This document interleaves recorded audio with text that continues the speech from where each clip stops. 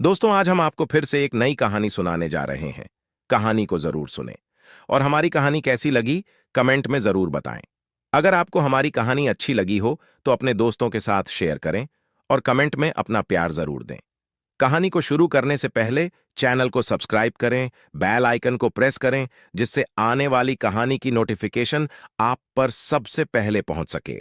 एक समय की बात है। एक गांव में छोटा सा परिवार रहता था। परिवार में माता पिता और उनका एक बेटा था जिसका नाम कन्हैया था। कन्हैया बचपन से ही भगवान की पूजा व आराधना किया करता था और बड़े ही श्रद्धा भाव से अपने माता पिता की सेवा भी किया करता था।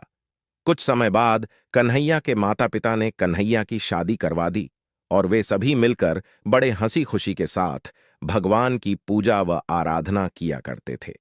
कुछ समय बाद उनके घर पर एक घटना हुई जिसके कारण कन्हैया के माता पिता की मृत्यु हो गई। अब पूरा परिवार बड़े ही शोक में डूब गया। जैसे तैसे उन्होंने अपने आप को संभाला और फिर कुछ दिनों बाद पति पत्नी फिर से भगवान की पूजा व आराधना में लग गए।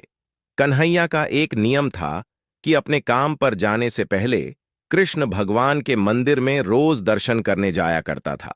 उसके बाद कन्हैया अपने काम पर जाता था।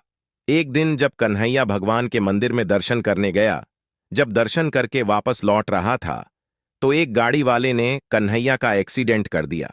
कन्हैया को लगा कि कहीं भी कोई भी भगवान नहीं है। कन्हैया अपने घर वापस आ गया। घर आकर के उसने भगवान की सभी मूर्तियों को तोड़ दिया और तस्वीरों को घर से बाहर फेंक दिया और अपनी पत्नी से कहने लगा कि आज के बाद हमारे घर में भगवान की कोई भी पूजा नहीं होगी। पत्नी बोली, ऐसा आप क्यों कह रहे हो? कन्हैया बोला, अगर कहीं भी भगवान होता तो मेरी रक्षा या मदद नहीं करता। उसके बाद कन्हैया अपने काम पर चला गया।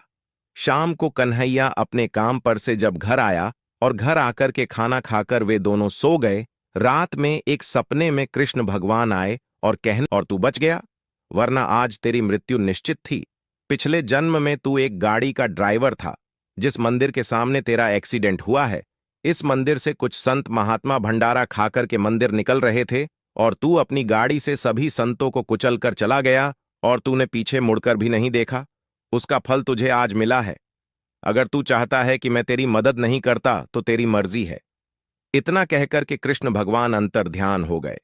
कन्हैया की आंख खुली। कन्हैया रोने लगा, हे भगवान, मुझे से कितना बड़ा पाप हो गया। इस पाप से उद्धार होने का कोई उपाय बताएं।